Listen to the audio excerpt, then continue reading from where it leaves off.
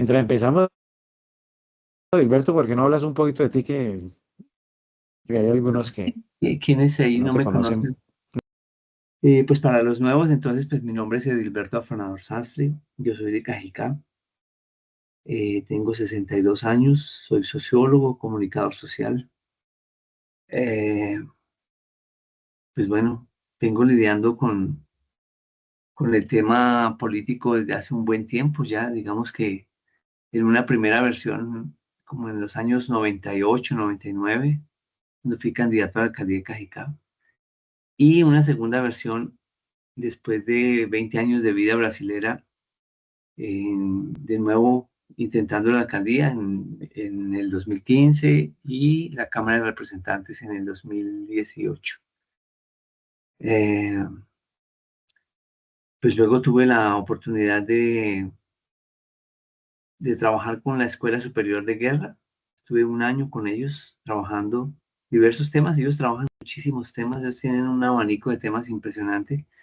Y uno de los temas que estuvimos trabajando fue sobre guerra híbrida. Estuve con un equipo de generales y coroneles durante un año, que fue una cosa así que pasó por mis manos un documento y yo leí guerra híbrida, ¿no? Ahí le pregunté a uno de los generales, general, ¿y esto qué es? Y entonces él comenzó a contarme, vea, qué curiosidad. Entonces me fui leyendo, y ahí me deparé con todo esto y comencé a entender la realidad de lo que pasaba en Colombia de otra manera completamente diferente. ¿Mm? Entonces, desde ahí es que yo vengo levantando esa banderita, oiga, pilas con esto, pilas con esto, pilas con esto, pero los civiles no entienden de guerra híbrida, no quieren entender de guerra híbrida, les parece como un cuento raro, les parece como una cosa ahí inventada, pero no, todo lo contrario, todo eso hay literatura abundante y sobre todo hay textos oficiales, ¿no? Es decir, hay doctrina militar sobre guerra híbrida en Colombia, en cada país del mundo, especialmente en Estados Unidos. Entonces, eh, es un tema importantísimo. Hoy en día, para poder entender la dinámica de la guerra en el mundo y la dinámica de la política y del juego de poder en el mundo, sin entender el concepto de guerra híbrida, uno no sabe de qué está hablando. Así de simple. No sabe de qué está hablando. Es decir, parece que los actores políticos y militares se volvieron irracionales, ¿cierto? Pero no, ellos están obrando dentro de una racionalidad muy específica, que es la racionalidad de la guerra híbrida. Y si uno no entiende cuál es esa racionalidad, pues uno solamente ve como una cierta irracionalidad en los actores. Y uno dice, pero estos manes, ¿a qué juegan? ¿A qué juegan? Pues están jugando a hacer guerra híbrida. Por eso ya hay quien diga y quien escriba al respecto que estamos en la Tercera Guerra Mundial, pero que es una guerra de carácter híbrido. Ya les mostraré un slide. Si quieren, vamos ya avanzando. Perfecto. Listo. Entonces, quiero compartirles esa experiencia de aprendizaje sobre lo que es la guerra híbrida y de un concepto que me ocurrió justamente en la llegada de Gustavo Petro a su segunda candidatura, ¿cierto? Cuando él perdió en la del 18 y llega en el 22 una vez más. Y para ese momento yo ya tenía un poco de cosas más claras porque pues había tenido tiempo de leer un poco más sobre guerra híbrida. Entonces me ocurrió la idea de la defensa híbrida. Es decir, a toda guerra híbrida se debe establecer una estrategia de defensa híbrida. De manera que entonces tú tienes el yin y el yang, el juego de ataque y contraataque, de guerra y defensa, ¿no? Que toda guerra comporta. Es decir, toda guerra comporta tanto el ataque cuanto la defensa. Todo modelo de guerra comporta ataque y defensa. Entonces, es importante entender la guerra híbrida como un modelo de guerra, como digamos que el modelo de guerra vigente en este momento. Pero eso significa que tenemos varios modelos de guerra. Esta segunda básicamente son portadas de artículos sobre el tema de la guerra híbrida. Ahí, ¿cierto? Este primero, por ejemplo, es de la Escuela de Guerra de Lima, Perú. Este es de la Escuela de Guerra aquí de Bogotá, en segundo. Y esta también es de la Escuela de Guerra de Bogotá, de la Escuela José María Córdoba, del batallón donde se forman los oficiales. ¿Mm? Bueno, El concepto de guerra híbrida, ya estamos en la tercera, ¿cierto? ¿Ya vieron el cambio? Sí, sí, estamos bien. Perfecto. Eh, el concepto de guerra híbrida surge como como la última generación de los modelos de guerra, ¿cierto? Los estudiosos de la guerra miran la historia de la guerra en términos de generaciones. Entonces, la primera generación de la guerra eh, es, digamos, esas guerras que vienen del siglo XVIII y XIX, más o menos, ¿cierto? Por ejemplo, aquí ponen las guerras napoleónicas y la guerra de independencia de los Estados Unidos. Para que ustedes se hagan una idea, por las películas que uno ve, uno va a ver que hay un tipo de formación, hay un tipo de arma todavía muy incipiente, todavía no hay las ametralladoras, por ejemplo, todavía no hay esas zanjas que abren para evitar que los ejércitos avancen. Básicamente son formaciones rígidas en columnas, ejércitos que son enfrentados en campo contra el enemigo y las tácticas y las formaciones son completamente previsibles para los dos ejércitos, ¿cierto? Porque los dos ejércitos se encuentran y uno se ve cara al otro. Entonces, en términos del tiempo moderno, ¿no? Del tiempo histórico moderno, la primera generación de la guerra es esa que va hasta más o menos el siglo XIX, ¿sí? Los primeros siglos del siglo, las primeras guerras del siglo XIX, como fueron efectivamente las guerras napoleónicas y la guerra de independencia americana. La segunda generación, entonces, va desde las finales del siglo XIX hasta la Primera Guerra Mundial. Es lo que se llamó guerra de posiciones y ya tiene presente, por ejemplo, el uso intensivo de armas bastante más fuertes, por ejemplo, armas de repetición, como era la artillería, ya había las trincheras y ya había bombas de tamaño bastante considerable, ¿cierto? La Primera Guerra Mundial, entonces ya había algún principio de aviación, no era mucho, pero pues ya había algún principio de avioncitos y todas esas cosas conforman la segunda generación de la guerra.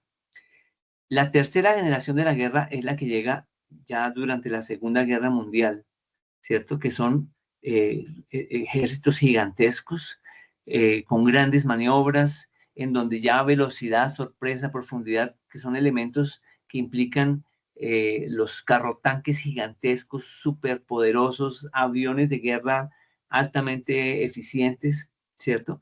Eh, tácticas de guerra que fueron diseñadas por el ejército alemán y que después se expandieron para todos los ejércitos, ¿cierto? Ese Blitzkrieg nazi, por ejemplo, era esa guerra relámpago que fue empeñada por el ejército alemán al mando de Hitler para derrotar en cuestión de horas, si no de días, al ejército francés, al ejército polonés, y fue metiéndose por toda Europa y causando pánico generalizado porque el tipo parecía que era imbatible, ¿no? Entonces, la Segunda Guerra Mundial ya trae el elemento de la tercera generación porque ya tenemos allí tecnología de alto padrón siendo empleada en el diseño de las armas, en el diseño de la aviación. Ya había submarinos, por ejemplo, que eso es un elemento importantísimo, ¿cierto? En la Primera Guerra Mundial todavía no se conocían los submarinos, o si acaso eran navecitas como las que hoy se usan para llevar droga, pero no los submarinos de guerra como se conocieron en la Segunda Guerra Mundial. Terminada la Segunda Guerra Mundial, entonces viene lo que fue la llamada Guerra Fría, ¿no? El enfrentamiento entre las potencias triunfantes, que fueron básicamente Estados Unidos y la Unión Soviética, cada una defendiendo a un modelo económico y una ideología específica. Entonces, eh, siendo que la Tercera Guerra Mundial, en la tercera generación de guerra, ya nos deja como legado fundamental el uso de armas atómicas, eh, y el comienzo de la carrera atómica, la cuarta generación de guerras, pues básicamente se fundamenta en la guerra de disuasión, es decir, una guerra que es más de amenazas que de ataques, básicamente de amenazas con armas nucleares. Entonces, si usted hace lo que yo no quiero, entonces yo le mando su bomba atómica, pues mándenla que yo también se la mando. Y así, básicamente durante décadas, la década del 50, 60, 70 y 80, los grandes actores de la guerra, Estados Unidos y la Unión Soviética, se dedicaron a generar un enorme arsenal nuclear y sin usarlo, ¿cierto? Porque si no, pues este mundo no habría aguantado simplemente. No hay cómo sobrevivir a una guerra termonuclear con las armas que se hicieron en ese momento. Hoy en día ya hay menos armas por los tratados de reducción de armas y todo. Hoy en día hay menos armas nucleares que en los años 70 y 80, por ejemplo. Pero entonces fue un tiempo de muchísimas guerras, no de grandes guerras, sino de pequeñas guerras, algunas de tamaño considerable, como fue la guerra de Vietnam, como fue la guerra de Corea, ¿cierto? Después la guerra de Afganistán y todas las guerras que acontecieron en los países en donde emergían movimientos políticos de izquierda y enfrentaban a fuerzas militares de la derecha, como es el caso de Colombia. En Colombia vivimos eh, literalmente una guerra asimétrica o una guerra irregular, ¿cierto? En donde básicamente lo que acontece es que un ejército regular se enfrenta a un ejército irregular. Las guerrillas son entendidas como ejércitos irregulares. Entonces, allí ya acontecen una serie de elementos nuevos. Eh, Hay actos de terrorismo, que generalmente es con lo que se mueven o se movieron bastante los grupos guerrilleros, y actos de guerra psicológica y de guerra convencional de parte de los ejércitos normales. Eh, los conflictos van especialmente al discurso político, ¿cierto? Y cuentan con un elemento popular, de acompañamiento popular comunitario muy fuerte, es decir, a los ejércitos irregulares, a las guerrillas, la única forma de legitimarse como actores políticos era tener a su lado el apoyo de las comunidades en los territorios en donde actuaban. Entonces, por eso era tan importante que los movimientos guerrilleros efectivamente hicieran un trabajo comunitario, trabajo de participación, trabajo de, alfabetización política entre campesinos, entre comunidades afrodescendientes, etcétera, etcétera, ¿cierto? En Colombia fue así, en otros países de otras maneras, y esas guerras de guerrillas llevaron en algunos lugares, no en todos, a sendas revoluciones, como por ejemplo la Revolución Cubana, ¿cierto? La Revolución Nicaragüense, la Revolución Salvadoreña. En África, en el norte de África también varios países realizaron sus revoluciones y algunas fueron exitosas, otras no, ¿cierto? Pero en muchos países del mundo hubo una permanente guerra asimétrica que tenían por detrás, digamos, los actores de esas pequeñas guerras asimétricas tenían por detrás siempre o el apoyo del gobierno americano, apoyando actores eh, a la derecha, defensores del capitalismo, defensores de lo que ellos llamaban la democracia liberal, y a la izquierda Rusia, la Unión Soviética y China también hasta un determinado momento apoyando guerrillas que pretendían hacer revoluciones comunistas o revoluciones socialistas eh, o revoluciones castristas, como se dice que es la de Venezuela, por ejemplo. Entonces, esa fue la guerra de cuarta generación que llega hasta los años 90 cuando la Unión Soviética sucumbe finalmente, no soporta el proceso, vive su propio desgaste interno y se desmancha, se deshace en la historia sin haber sido siquiera atacada directamente por Estados Unidos. Estados Unidos declara su victoria político-militar, entre comillas, porque realmente nunca hubo una victoria militar. Y entonces se declara el capitalismo como la gran fuerza económica y la democracia liberal como el modelo que vendría por siempre y para siempre en toda la historia. Es el momento en que se lanzan todas esas teorías del fin de la historia y todo lo demás. En todas estas guerras, algunos países, no todos, tienen la capacidad de generar conocimiento sobre lo que acontece al interior de la guerra. ¿Sí? China produce bastante conocimiento sobre las guerras en las que se mete, Rusia muchísimo conocimiento y Estados Unidos también, Europa un poco menos. Los demás países son como subsidiarios de ese conocimiento que se genera. Entonces, por ejemplo, Estados Unidos, eh, paralelo al proceso de guerra en el cual está entrando o viviendo, ellos mandan sociólogos, antropólogos, lingüistas, filósofos, en fin, abogados, psicólogos, químicos, físicos, lo que sea. Va a estar en geógrafos, muchísimos geógrafos, eh, observando el proceso de guerra y levantando cuáles son los aciertos y cuáles son las fallas, cuáles son los puntos frágiles, cuáles son las oportunidades que se aprovecharon, las oportunidades que se perdieron. Y de todo este apañado de conocimiento es que surge la siguiente generación de la guerra. Entonces, dentro del proceso de desarrollo de la guerra de cuarta generación, la guerra simétrica, fue surgiendo el arsenal de elementos que trajo a tona lo que llamamos guerras de quinta generación o guerra híbrida, en la cual estamos en la actualidad, ¿cierto? Eh, por ejemplo, ya no más se hacen golpes militares como se hacían en las guerras asimétricas, ya no más Estados Unidos apoyando Pinochet de la vida para derrocar a los presidentes a las patadas, como hicieron con Allende, ¿cierto? O como hicieron en Argentina, o como hicieron en el Brasil, que simplemente las fuerzas militares apoyadas por Estados Unidos entraron y destruyeron lo que podían, instauraron juntas militares y después gobiernos de derecha y allí se mantuvieron hasta los años 70, años 80, ¿cierto? Ya saben que eso no da cierto, que eso da muchos problemas, problemas de, por ejemplo, de derechos humanos, problemas de derechos civiles, da problemas de corrupción gigantescos. Entonces ellos ya no quieren, los propios militares ya no quieren estar involucrados en ese tipo de situaciones porque saben que ellos reciben la orden de arriba, pero terminan pagando.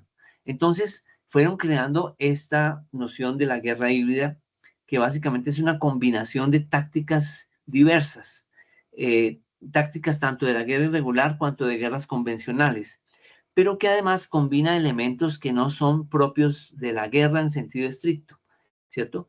Ya en tiempos digamos, del desarrollo de las tecnologías cibernéticas, entonces el uso de Internet, el uso de satélites, además de todo el uso de herramientas de carácter jurídico, de herramientas de carácter informativo y psicológicas, ¿cierto?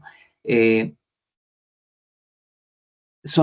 ya vamos a ver cada uno de estos elementos, cómo es que son usados y combinados, pero lo importante es decir que estamos a partir de los años 90 en adelante, estamos ya implementando y viviendo un modelo de guerra completamente diferente, en donde incluso, por ejemplo, hay un elemento que es muy fuerte y que se está volviendo cada vez más visible, pero hasta ahora fue casi que invisible, que es el uso de mercenarios, ¿cierto? Los países contratan ejércitos particulares para poder, digamos, como hacer cosas militarmente hablando, terrorismo típico, pero sin comprometer sus banderas, sus instituciones, ¿cierto? En la guerra en Ucrania estamos viendo todo eso, todos los días vemos eso, es decir, de repente se le meten a Rusia en el territorio y le vuelan un arsenal completo y nadie fue. Ucrania levanta las manos y dice, yo no fui. Y Europa levanta las manos y dice, yo no fui. Y Estados Unidos levanta las manos y yo no fui. Como es el caso del oleoducto del Nord Stream, ¿cierto? Nadie fue. Volaron un oleoducto, nadie fue, ¿cierto? Esas son tácticas de carácter terrorista empleadas por ejércitos convencionales, pero utilizando mercenarios. Eh, y así sucesivamente. Entonces, ahí hay cambios estructurales muy interesantes que demuestran cómo los países están cada vez más embarcados en el desarrollo de la guerra de la quinta generación, la guerra híbrida, que cuenta con un marco límite que es el posible uso de perdón, de armas nucleares de baja densidad, ¿cierto? De baja intensidad, porque ya está armado. Ya hay quien diga, por ejemplo, que es posible detonar bombas atómicas que, digamos, cuyo radio de afectación puede ser el de un estadio, ¿sí? No necesitan destruir toda una ciudad, pueden destruir el radio de un estadio, pueden destruir el radio de las agencias gubernamentales de un país, eh, usar bombas de carácter biológico. Hay quien diga que, por ejemplo, la pandemia fue un ensayo de guerra híbrida biológica de carácter global y con herramientas para demostrarlo, ¿no? Con elementos para demostrarlo.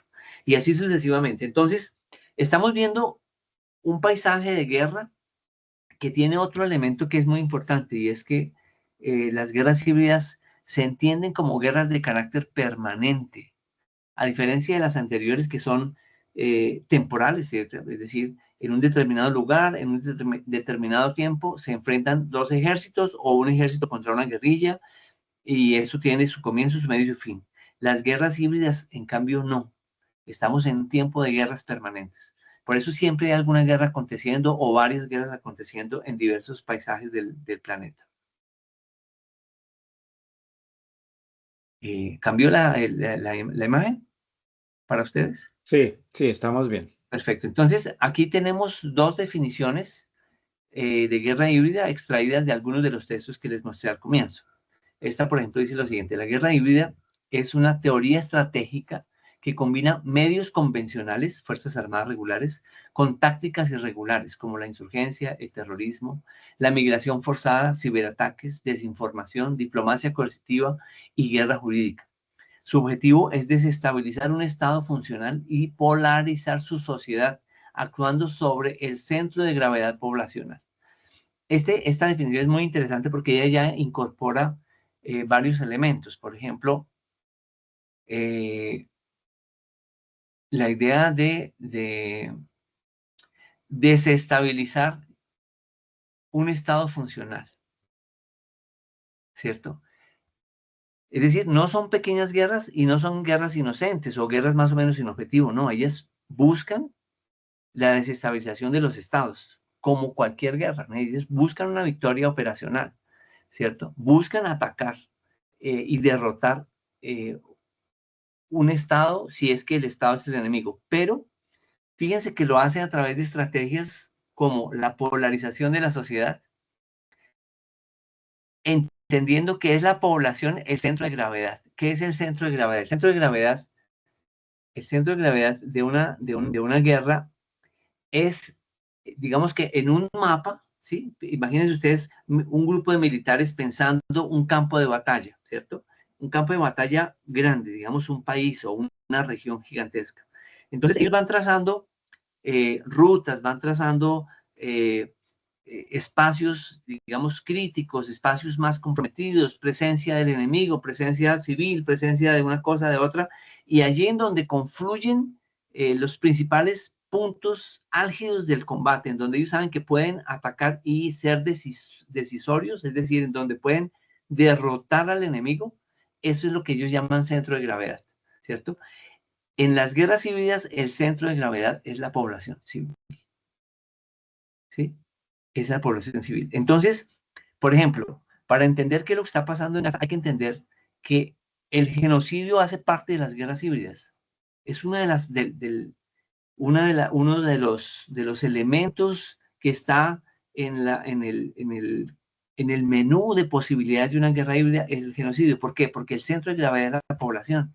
Entonces, si Israel y Estados Unidos y Europa necesitan eh, reposicionar y fortalecer la posición estratégica de Israel en el Oriente Medio, y para eso necesitan apropiarse de esa costa, de ese pedazo de costa que da acceso al mar Mediterráneo, pues entonces tienen que acabar con la población palestina. Yo lo que les estoy mostrando es la lógica con la cual ellos actúan, ¿cierto? Es decir, oye, tenemos un obstáculo, es que esta población aquí está en el lugar equivocado. Por eso Netanyahu decía estos días, no, pero si nosotros les permitimos salir, pues que se vayan. Si no les gusta lo que está pasando, pues que se vayan, ¿cierto? Es decir, la población es lo que incomoda, ¿no?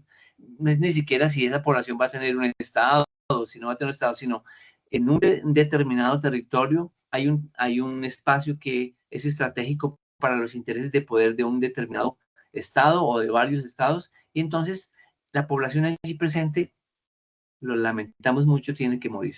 Y es así que funciona. Sí, es así que es tan grave la cosa, para que ustedes se den cuenta. Estamos en un momento de la guerra que básicamente el tema de los derechos humanos no existe. Esta otra definición dice lo siguiente: se define como un conflicto, la guerra híbrida, se define como un conflicto que integra tácticas militares, políticas, económicas y psicológicas, usando simultáneamente métodos convencionales y no convencionales. La finalidad es minar la capacidad de resistencia del adversario sin llegar a una confrontación abierta, ¿cierto? Entonces, eh, este tipo de elementos, es decir, integra tácticas militares, políticas económicas, psicológicas y otras, es lo que ellos entienden como multidimensionalidad, ¿cierto? Eh, son guerras que se juegan en diversos territorios, no solamente en el campo de batalla. Lo que cambia realmente es esa noción de campo de batalla, es decir, ahora el campo de batalla puede ser, por ejemplo, cooptar la capacidad de las altas cortes para definir, por ejemplo, temas de derechos humanos. Fíjense ustedes cuánto ha demorado que la Unión Europea, que Estados Unidos, que hasta la Corte Penal Internacional llegue a una conclusión simple. Oiga, lo de Gaza es un genocidio. Ay, si es, no es no sé qué, es esto, es aquello. Eso es parte de la guerra híbrida. Es decir, lo que antes era un genocidio, punto, ahora puede ser relativizado de mil maneras. Y entonces las diversas autoridades que deberían ejercer esa función de definir lo que se está cometiendo es un genocidio, comienzan a relativizarlo, comienzan a complicarlo, comienzan a redefinirlo, a remirar las normas, a demorarse. ¿Sí? De ahí surge esa cosa de la ambigüedad estratégica. ¿Sí? El agresor evita atribuciones directas, la negación plausible. Entonces, eh, bueno, le mandamos una megabomba a Rusia en pleno parque aeronáutico y nadie fue. No, sí fue, pero es que Rusia se lo merece, no, pero es que Rusia ha hecho cosas malas, pero no fuimos nosotros, pero ¿quién habrá sido? Y así sucesivamente. Es una guerra de máscaras. El elemento fundamental es la desestabilización social, ¿sí? Digamos, esto del centro de gravedad poblacional, es decir, generar desestabilización social es un elemento muy fuerte porque no hay Estado que logre defenderse si tiene una población cohesa. Fíjense lo que está pasando en Venezuela, por ejemplo, ¿sí? Lo primero que el gobierno venezolano hizo frente a la amenaza americana es demostrar que su población, por lo menos una mayoría, está del lado del gobierno en armas. Ahí entrar en el gorgojo de la desestabilización social es muy difícil. Lo han intentado con Guaidó, lo intentaron con Corina, lo intentaron con cuanto bicho han intentado, han logrado poner ahí Perico de los Palotes a decir que son los libertadores de la patria, pero la verdad es que no han podido. ¿Cierto? El pueblo venezolano en su mayoría continúa coheso en torno del proyecto del gobierno chavista. El uso de actores no estatales, ¿cierto? Entonces ahí entra todo tipo de personajes, de grupos, de colectivos, ¿eh? Desde milicias, que podemos ponerle un nombre más propio, que no son milicias, sino son mercenarios, ¿cierto?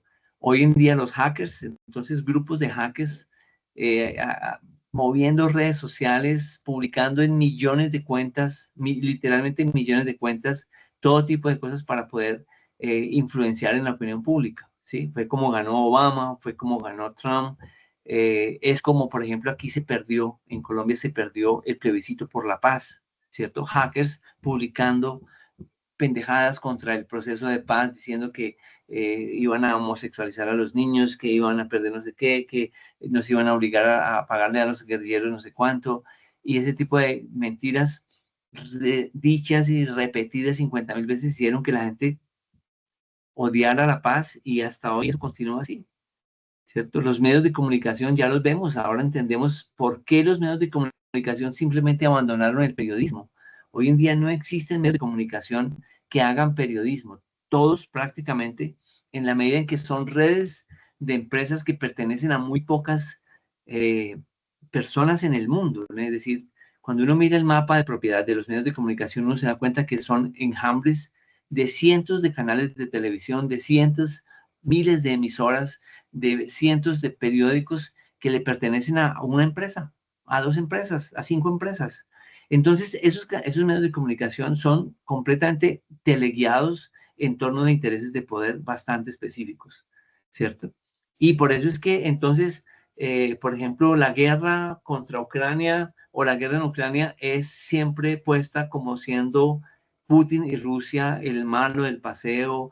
No se habla de la operación especial militar y de las razones que Rusia tuvo para realizarla, sino que se habla de la invasión arbitraria e impensada y no provocada de Putin, el malo, el demonio, el que se merece todos los castigos, ¿sí? Ese tipo de, digamos, de narrativas, que hoy en día se usa el término narrativa para entender qué es lo que hacen los grandes medios de comunicación. Ellos publican lo que le interesa a determinados grupos de poder que la población entienda que son las cosas, ¿cierto? Eso es parte de la estrategia de la desestabilización social. Y por lo tanto, los medios de comunicación son el arma principal de las guerras psicológicas. Sí, la guerra psicológica que se practicó mucho y bastante durante las guerras irregulares, aunque siempre se practicó guerra psicológica, siempre a lo largo de la historia hay diversos ejemplos de guerra psicológica. Por ejemplo, en la toma de Constantinopla, el ejército mongol tiraba cadáveres adentro. No, eso sería guerra biológica. Pero también es psicológica, ¿no? Es decir, asustar a las personas, decirle que esos muertos tienen peste, que todos van a morir contagiados, y entonces el ejército defensor entregar los puntos rápidamente porque pues, no sabía si eso era verdad o era mentira. Y el uso del conocimiento, ¿no? Las ONGs instrumentalizadas, que son los famosos think tanks, que son grupos de pensamiento eh, formados por gente muy inteligente, con doctorados, con postdoctorados y toda la cosa, de las grandes universidades, porque aquí no lo hacemos, en Colombia no lo hacemos, pero en Estados Unidos, Europa, en China, en Rusia, en Japón, en fin, en los grandes países del mundo, las principales universidades están generalmente muy vinculadas con el estamento militar. Producen conocimiento amplio y profundo sobre la situación estratégica de sus países y de lo que cada ejército debe estar preparándose para enfrentar. Entonces, surgen ahí los famosos think tanks, que son eh, los tanques de pensamiento que están allí para generar o las narrativas o los discursos o las propias estrategias de defensa y de ataque de los ejércitos y que están para eso, es decir, son grupos de pensamiento y de investigación, incluso de prospectiva, ¿no? Es decir, que miran hacia adelante y van estableciendo escenarios futuros para decidir qué deben ir preparándose. Entonces, ¿qué guerra vamos a hacer de aquí a un año, de aquí a 2 años, de aquí a 5 años, de aquí a 10 años? ¿Cierto? Entonces, por ejemplo, la guerra contra Rusia hoy es solamente, está en un momento de un proceso de guerra que viene desde el 91 y que va hasta el 2040, porque básicamente Occidente, desde hace mucho tiempo, desde Napoleón y tal vez antes para acá, decidió que Rusia es una amenaza. Entonces, Occidente siempre ha entendido que tiene que tomar Rusia, que tiene que destruir Rusia, que Rusia es muy grande, que eso es mucha tierra para un solo país, que eso es peligroso, en fin. Todas las disculpas que ustedes quieran imaginarse para decidir que Rusia hay que acabarla. Entonces, lo que está pasando hoy con Ucrania es básicamente un intento de entrada, de aproximación estratégica al territorio ruso. Eh, ellos viven intentando por debajo, por los países de esos países de origen turco, ¿no? Turkmenistán, Kazajistán, etcétera, etcétera, que son, digamos, como el sur de Rusia, viven todo el tiempo intentando cooptar sus gobiernos para hacer lo mismo que hicieron con Ucrania, que fue derrocar el gobierno prorruso, poner un gobierno pro-europeo y comenzar a torpedear absolutamente todas las relaciones con Rusia hasta que al final provocaron una guerra. Eh, esto es solamente un momento, es decir, este es un momento de lo que se llama de guerra de desgaste, ¿cierto? Están haciendo que Rusia tenga que usar una cantidad enorme de recursos en una guerra completamente estúpida, porque pues esa guerra contra Ucrania no le interesa absolutamente a nadie, excepto a Europa, porque así desgastando a Rusia, esperan en teoría poder entrar con mayor fuerza en los próximos meses y años al territorio ruso y desestabilizarlo para siempre y permanentemente. Y finalmente está el uso de tecnologías emergentes. Hoy en día ustedes ven cómo no solo los ejércitos, sino las guerrillas, las mafias, los carteles, todos están usando todo tipo de tecnología emergente, de drones, los hackers, el ciberespacio, las redes sociales, la inteligencia artificial, todo se usa para atacar al enemigo, todo, para desprestigiarlo. Entonces, hoy en día, por ejemplo, el uso de inteligencia artificial para generar videos incriminantes es una cosa que todavía nos vamos a asustar. Espere que lleguemos a las próximas elecciones, ustedes van a ver cosas horripilantes aconteciendo, ¿cierto? Y todo eso es pagado, ¿no? Es decir, alguien paga por todo eso, ¿cierto? Entonces, estas son como las grandes herramientas. Vamos ahora. Eh,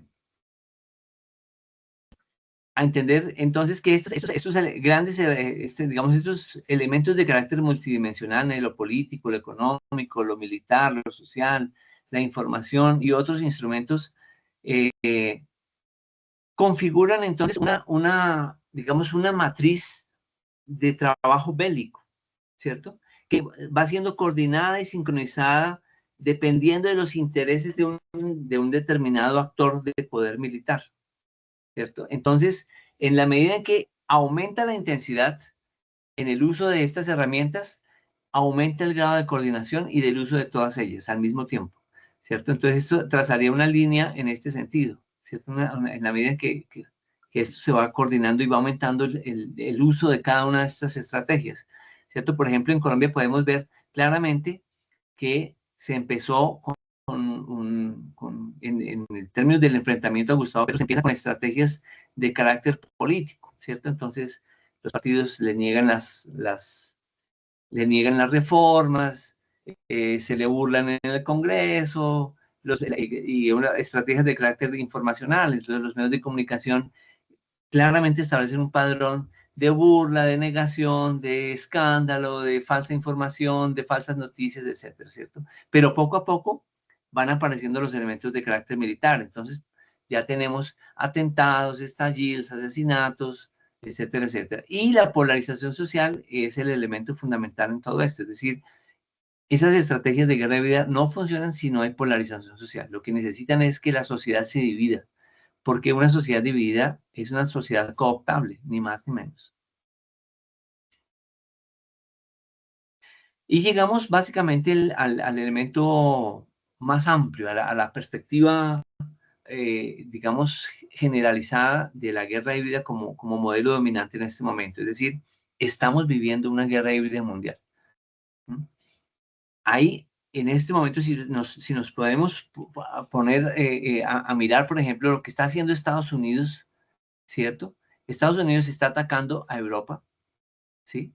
Está minando la capacidad de desarrollo económico de Europa, está cooptando a Europa económicamente. Estados Unidos está atacando a México, está atacando a Colombia, está atacando a Venezuela, está atacando al Brasil, ¿sí? Tiene intereses en África.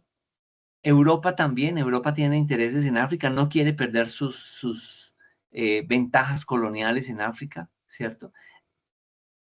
Rusia se defiende como puede, ataca obviamente a Estados Unidos, ataca muy de frente a Europa, se mete en África, igual que China, ¿cierto? China tiene intereses en América Latina, en África y en Asia, ¿cierto?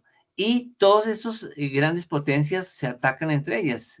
Estados Unidos ataca a China, por ejemplo, toda la guerra de los chips, ¿cierto? Eso es ya guerra híbrida, económica, ¿cierto?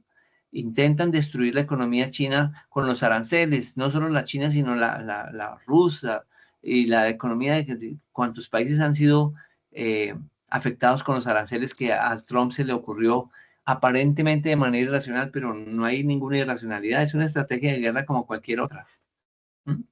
La cantidad de falsas noticias que el propio gobierno americano emite es una cosa ellos son fantásticos en eso, son impresionantes, ¿eh? Cómo logran todo el tiempo estar retorciendo las cosas y diciendo las cosas más absurdas, como por ejemplo el ataque al barquito este en el Caribe, ¿sí? Ah, bueno, hay un barquito allí, ni siquiera sabemos si el ataque realmente aconteció o no, Es posible que ni siquiera haya acontecido, que sea un video transmitido porque sí.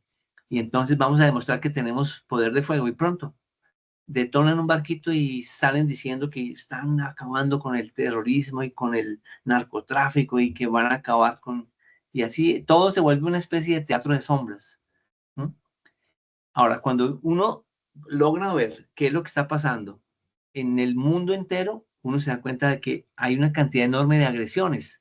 Si nomás miráramos la cantidad de agresiones que hay en términos de información entre países y países, entre bloques y bloques, nosotros veríamos claramente que hay una guerra mundial informativa, que es una guerra psicológica, ¿cierto? De manera que los pueblos no sepan realmente qué hacer. Es decir, quién es el bueno y quién es el malo, ¿no? Porque a la gente pues digamos que las poblaciones han estado siendo analfabetizadas en términos de la dinámica de la política y del poder. Sí, la gente ya no sabe ni quién es el bueno ni quién es el malo. Y a la gente le gustaría tener eso claro. Decir, entonces, ¿quién es el bueno? Entonces, los medios de comunicación se encargan de montarle las narrativas que sean necesarias para que la gente crea que Putin es el malo, Trump es el malo, Chávez o Maduro es el malo, Petro es el malo, ¿quién es el malo? Entonces ataquemos al malo y todos van, demonizan. El acto de Trump ahora, ahora mismo de desertificar a Colombia, básicamente porque Petro es Petro y porque Petro, entonces eso es guerra híbrida, ¿sí? Y entonces inmediatamente todos los actores de la derecha salen a decir que es el colmo, que nos desertificaron, que este es un gobierno narcotraficante, y los medios entonces reafirman y hacen entrevistas y todos repiten el patrón informativo y se rasgan las vestiduras. Todo eso es un teatro, ¿sí? Todo eso es teatro. En realidad, ninguno de ellos, todos ellos saben que todo eso es mentira, pero lo que están haciendo es bombardear sistemáticamente a la población, de manera que la población se ponga de un lado o de otro. ¿Mm? Bueno, aquí tenemos algunos ejemplos de guerras híbridas, digamos, en andamiento. Yo voy a mirar apenas algunas para que ustedes no tengan que pasar por todo esto. Yo igual les mandaré el archivo para que lo tengan, ¿cierto? Entonces, Ucrania, por ejemplo, Ucrania es atacada también sistemáticamente porque Rusia también utiliza guerra híbrida contra Ucrania, ¿cierto? Hay desinformación, hay lawfare, el lawfare es guerra jurídica, entonces los países o los actores de poder se inventan demandas contra quien quieren atacar. Entonces las guerras jurídicas son un elemento fuerte de todo esto. Por ejemplo, elevar todas las sanciones que han elevado contra Rusia, que elevan contra Venezuela, que elevan contra Cuba, que han elevado contra China, es parte del llamado lawfare. ¿Qué más? Aquí estábamos, bueno, Bielorrusia, el conflicto regional, Irán, Arabia Saudita, Israel, ¿cierto? Entonces, eh, hay ahí todo tipo de acciones de país a país. Irán y Israel se han cruzado ya hasta misiles, que es, digamos, como parte, elementos de las guerras pasadas, pero pues se la pasan meses y meses y meses en ataques jurídicos, en demandas en las cortes internacionales, en ataques a través de los periódicos, a través de las entrevistas, en ataques de terrorismo, etcétera, etcétera. Básicamente lo que intentan todo el tiempo es minar la capacidad de los países para legitimarse, minar la legitimidad del otro, del contendor, que es muy importante. Y para eso necesitan siempre que la población crea determinada narrativa. ¿Mm? Ahí veíamos también la desestabilización institucional en Venezuela como un caso bastante fuerte de guerra híbrida contemporánea. Bueno, ok, bueno, entonces vamos aquí, ya estoy casi llegando a donde yo quería. Básicamente entonces, para no repetir todo de nuevo, en este cuadro, cuando ustedes lo vean con cuidado, aquí hay, digamos, una síntesis de estrategias de guerra híbrida contra el gobierno Petro, ¿sí? Aquí ya claramente vemos en qué ha consistido la guerra informativa, el lawfare, la diplomacia encubierta, ¿cierto? Todo lo que hicieron Fico y todos estos que han ido allá a Estados Unidos a pedir golpe de Estado y la desertificación es diplomacia encubierta, ¿cierto? Los ataques de terrorismo, los ataques a los policías, al ejército, todo eso ya es el, el factor militar directo, pero encubierto. Y en Colombia lo que más acontece en términos de guerra híbrida es la cooptación y captura de instituciones. Entonces nosotros estamos viendo, por ejemplo, cómo las altas cortes, la Corte Suprema de Justicia, la Corte Constitucional, el Consejo Nacional Electoral, el Consejo el de Estado, niegan cualquier cosa que haga el gobierno Petro, tumban cualquier funcionario que nombren, atacan leyes, atacan decretos, atacan reformas, hacen de todo para que todo el tiempo el gobierno en curso no pueda realizar sus acciones. Y a partir de ahí entonces poder decir que sí, que es que el gobierno es ineficiente, que el gobierno es malo, que vea que no ha hecho nada. Entonces el Congreso le quita las reformas, no le da recursos y después los propios partidos que negaron los recursos salen a decir que el gobierno acabó con los recursos. En fin, todo eso es lo que empieza a acontecer. Eso es elemento de guerra contra el gobierno Petro. Este es un mapita de cómo se han utilizado herramientas económicas, herramientas militares, herramientas políticas, herramientas presupuestales, herramientas burocráticas y herramientas comunicacionales y jurídicas contra el gobierno, ¿cierto? Entonces uno puede ir revisando, ¿cierto? Por ejemplo, herramientas militares, pues han intentado cooptar al ejército y a la policía, lo transformaron en asociado al clan del Golfo y de los paramilitares, ¿cierto? Y el narcotráfico. En términos de política, pues está todo el trabajo de Uribe, que es el pai patrone de la guerra híbrida en Colombia, del Centro Democrático y de los 11, ya sabemos que son 11 de 11 partidos que están todo el tiempo siendo coordinados desde ahí, desde la cabeza de este individuo. Entonces, por ejemplo, el aumento absurdo y el robo de recursos, los contratos leoninos que se dieron en el gobierno de Duque, apenas para dejar al gobierno Petro sin piernas económicas para poder funcionar, ¿no? La guerra burocrática, por ejemplo, la cantidad de nombramientos que se hicieron a último minuto en el gobierno de Duque, apenas para poder tener ahí equipos de gente dispuesta y disponible para obstaculizar cualquier proceso burocrático, ¿sí? La guerra comunicacional. Entonces tú tienes un enjambre de medios, de periódicos, de emisoras regionales, de bodegas en las redes sociales, produciendo material, generando mentiras, amplificando escándalos falsos, etcétera, etcétera, etcétera. Y la guerra jurídica. Entonces la Corte Suprema, ya sabemos cómo funcionan. Ellos son, todavía el cartel de la toga es lo que es. Ellos no han acabado. Tenemos la famosa calladita, ese Chávez ahí, la Corte Constitucional la misma cosa, la Fiscalía hoy más o menos consigue hacer lo que tiene que hacer, pero pues todavía tiene funcionarios que uno sabe que no tenían por qué estar ahí y que están apenas allí para cumplir funciones muy específicas. La Procuraduría, pues, es lo que es, la Contraloría ahí más o menos, ¿cierto? Pero además la cosa económica, es decir, tenemos los gremios económicos hablando mal del gobierno, los grandes grupos económicos oponiéndose al gobierno, además porque siempre se beneficiaron del gobierno, entonces a ellos no les conviene para absolutamente nada que un gobierno que no los contrata, que los vigila, que les cobra, esté ahí. Entonces tenemos ahí todo el tema de las EPS que es impresionante. ¿Cómo es posible que haya tanta evidencia sobre la corrupción en las EPS y no haya poder alguno que permita acabar esa sinvergüencería? ¿Cierto? Bueno, entonces, elementos para la defensa híbrida, que era donde queríamos y teníamos que llegar. Yo creo que queda más claro con todos estos elementos lo que sería la guerra híbrida. La defensa híbrida, entonces, se trataría de la estructuración de una estrategia igual multisectorial, adaptativa y ética que articula capacidades estatales, comunitarias, tecnológicas y normativas para responder a amenazas híbridas que combinan agresión militar, cibernética, informativa, jurídica y psicológica. Esta defensa no se limita a la protección física del territorio, sino que busca preservar la cohesión social, ¿sí? Mientras que los otros buscan destruir la sociedad, esta estrategia tiene que pensar en cohesión social. Mientras que los otros buscan delegitimar la institucionalidad, esta tiene que legitimar la institucionalidad. Y mientras aquellos pretenden acabar con cualquier cosa que hable de derechos humanos, de respeto por la diferencia, etcétera, etcétera, nos toca hablar de dignidad humana y recuperar todas esas banderas que para ellos no valen nada. De repente ser racista es normal, de repente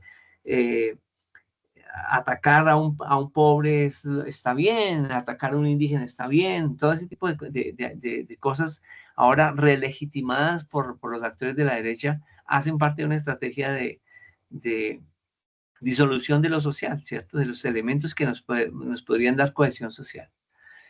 Los fundamentos éticos de una defensa híbrida. Entonces, la primacía de los derechos humanos. Toda acción defensiva debe respetar la vida, la libertad y la integridad de las personas, incluso en contextos de alta incertidumbre.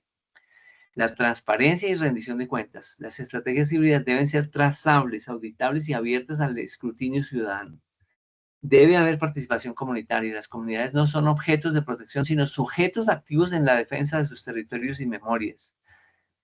No replicación de tácticas agresivas. La defensa híbrida no debe caer en la tentación de usar desinformación, lawfare o coerción como respuesta simétrica. Y justicia territorial. Se prioriza la protección de zonas históricamente vulnerables, reconociendo sus saberes, trayectorias y derechos. Entonces, los componentes estratégicos de la defensa híbrida serían los mismos componentes estratégicos de la guerra híbrida, pero con acción defensiva de carácter ético, es decir, con el componente ético perfectamente establecido, ¿cierto? Entonces, donde haya, por ejemplo, los ataques cibernéticos, hay que fortalecer infraestructuras críticas sin vulnerar la privacidad ciudadana. ¿Se dan cuenta la diferencia? Mientras que ellos van a destruir infraestructuras críticas y van a vulnerar la privacidad ciudadana. Guerra informativa. Aquí, en la defensa, en el componente informativo, entonces, el elemento de la defensa sería activar redes de verificación comunitaria y producción de narrativas legítimas. Frente a la guerra jurídica, entonces, hay que sistematizar marcos normativos con enfoque de derechos y litigio estratégico. En las herramientas de carácter territorial, entonces hay que mapear zonas críticas con participación local y activar alertas tempranas. Avisarle a la gente, que la gente pueda saber cuándo es que va a ser atacada psicológicamente o incluso militarmente. Frente a la guerra diplomática, entonces hay que construir alianzas legítimas desde el territorio, evitando la instrumentalización. Y una herramienta que es interesante, que es la educativa, ¿no? Hay que promover alfabetización digital, jurídica y simbólica para la resiliencia ciudadana. Entonces, esta última es como una repetición de la repetición, que yo creo que ya queda más claro y que nos permite pues entender que hay una serie de acciones que por su variedad pueden parecernos que son desarticuladas unas de las otras, pero que en realidad hay una racionalidad, ¿cierto? Cuando uno va a mirar eh, la agresión híbrida frente a la defensa híbrida, entonces uno tiene de un lado ciberataques y del otro lado ciberresiliencia territorial. Del un lado tiene desinformación y propaganda, del otro lado tiene alfabetización mediática y contranarrativas. Si de un lado tiene guerra jurídica, el lawfare, entonces del otro lado tiene que haber un blindaje normativo y un litigio estratégico. Frente a milicias irregulares, actores no estatales, ¿sí? Mercenarios, sicarios, etcétera, seguridad territorial colaborativa. Frente a la presión migratoria, que fue lo que pasó, por ejemplo, con el tema de los venezolanos migrantes, pues todo eso fue creado, ¿cierto? A través de propaganda. Instrumentalizaron a la población vulnerable. Debe haber una gestión humanitaria y diplomacia comunitaria. Frente a la manipulación electoral institucional, transparencia institucional y vigilancia ciudadana. Frente a la intervención económica y coerción comercial, soberanía económica y redes solidarias. Frente a la presión diplomática encubierta, diplomacia territorial y alianzas estratégicas. ¿Cierto? Entonces, tenemos ahí digamos que un menú de posibilidades de trabajo que ustedes ven que implicaría un esfuerzo conceptual y práctico, ¿no? Un esfuerzo bastante interesante que implica equipos de trabajo, implica formación, implica entrenamiento, implica recursos económicos. Y no solo económicos, toca tener computadores, toca tener teléfonos, toca tener, en fin, acceso a información estratégica, etcétera, etcétera, etcétera. Entonces, Incorporando todo esto a la campaña es que yo creo personalmente que tenemos cómo hacer un, digamos, como un ejercicio que nos permita realmente enfrentar lo que se viene y lo que ya está ahí, es decir, lo que ya está ahí, porque todo esto ya está en el escenario, pero nosotros no estamos respondiendo a la altura, entonces estamos siendo bombardeados todo el tiempo, estamos siendo, hay guerra jurídica, hay desinformación, hay ciberataques, hay terrorismo, hay de todo, y nosotros estamos dependiendo del Twitter de Petro, y eso no puede ser así. Era eso, compañeros y compañeras.